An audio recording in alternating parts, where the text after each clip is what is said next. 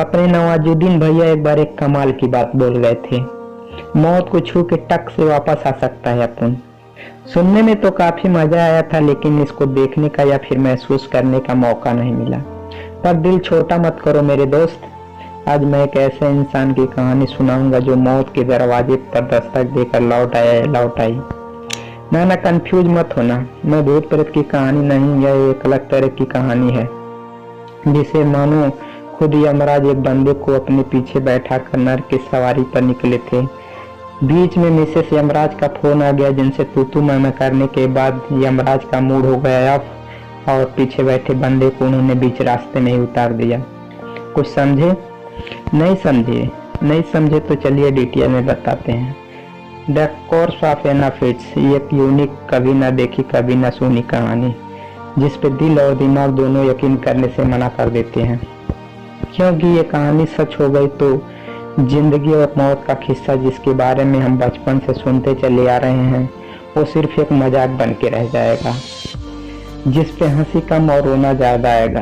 कहानी शुरू होती है स्पेन के एक बड़े से हॉस्पिटल से, जहां पर एक मशहूर एक्ट्रेस एना फिट्स की डेड बॉडी को लाया जाता है, जिसकी सुबह अचानक मौत हो गई थी। मौत क्यों हुई, कैसे हुई, ये सारे सवालों के जवाब मीडिया के कैमरे से दूर रखे गए हैं, क्योंकि आप जानते ही हो हीरो हीरोइन से जुड़ी कोई भी खबर पूरे देश को हिला के रख सकती है। इस हॉस्पिटल में लाए जाने वाले लाशों को संभालने की जिम्मेदारी निभाता है पाओ नाम का ये भोला भाला मासूम सा बंदा। लेकिन इस बार एना की बॉडी अपने सामने देखकर थोड़ा हिल सा गया है, क्योंकि बेचारा अपने दोस्तों में पॉपुलर होने के लिए लाश के साथ फोटो खींच रहा है। दोस्त से याद आया पाओ के जो जिगरी दोस्त हैं इवान और हावी, जो आज अपने दोस्त पाओ से मिलने हॉस्पिटल आए हैं, क्योंकि रात में 2-3 घंटे बाद किसी पार्टी में जाना है।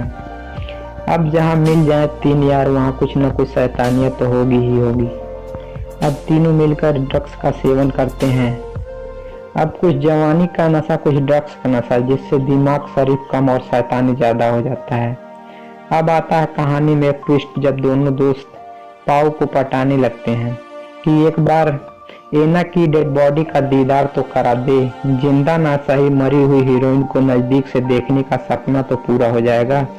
फिर क्या, पाओ दोनों दोस्त को लाश घर में ले जाता है। फिर वो नजारा आता है एना फिट्स, वो हीरोइन जिसको नजदीक से देखने का नसीब हर किसी को नहीं मिलता है। वो बेचारी मौत के रास्ते ही सही पाओ के हाथों में आ गिरी है।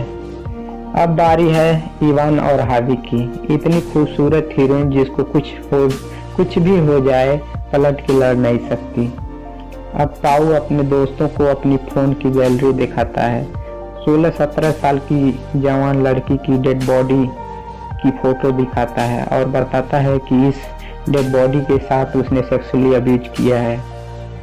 इतना बात सुनकर इवान ड्रग्स के नशे में एना के डेड बॉडी के साथ वही करना चाहता है जो पाओ ने दूसरे डेड बॉडी के साथ किया था।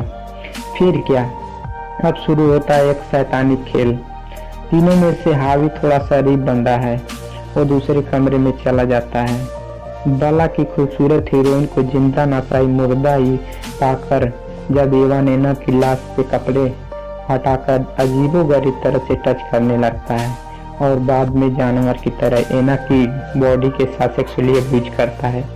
इस नज़ारे को देखकर कोई भी नॉर्मल सा इंसान खून की उल्टियां भी कर सकता है, लेकिन पाओ को लाशों के साथ वक्त बिताने की आदत है और बंदे की फोन गैलरी को देखकर पता लग जाता है कि वह किस तरह का इंसान है। अब बारी आती है पाओ की, जो एना के डेड बॉडी के साथ सेक्सुअली अब्यूज करता है। तभी एक ऐसी घटना घटती है जिसे कुदरत का करिश्मा बोलो या साइंस का चमत्कार। मरी एना की बॉडी जिसको पाओ अपने हवस का शिकार बना रहा है, अचानक उसकी आंखें खुल जाती हैं और आंखें खुलते ही दर्शन होते हैं उस जानवर की जो इसके शरीर को नोच रहा है। अब ऊपर वाले का चमत्कार बोलो या कुछ भी, एना फिट्स सच में जिंदा हो जाती है। सबसे पहले तो 440 वोल्ट का झटका लगता है पाओ को, जो एना को जिंदा देखकर जमीन पर धड़ाम हो जाता है। उधर शोर शराबा सुनकर इवान और हावी लाश घर में दौड़े आते हैं। एना को जिंदा देखकर हावी खुश हो जाता है और एना को फिर से मिली जिंदगी कहीं वापस न चली जाए, ये सोचकर उसे बचाने के लिए ऊपर हॉस्पिटल ले जाने की बात करता है। लेकिन इवान सोचता है कि लड़की तीनों को अपने आंखों से देख लिया है और वह ठीक हो गई तो तीनों को जेल भिजवा देगी और वह इतनी पावरफुल हीरोइन है कि जेल में भी जिंदा नहीं छोड़ेगी। इसलिए इवान और पाऊ फिर से एना की मिली जिंदगी खत्म करना चाहते हैं, लेकिन हावी ऐसा करने से रोकता है। इतने में इवान और हावी में हो जाती है हाथापाई, जिससे हावी के सर पर गहरी चोट आ जाती है और उसकी मौत हो जाती है। पाऊ और इवान हावी की बॉडी को छुपाने के लिए कुछ सामान ढूंढते हैं।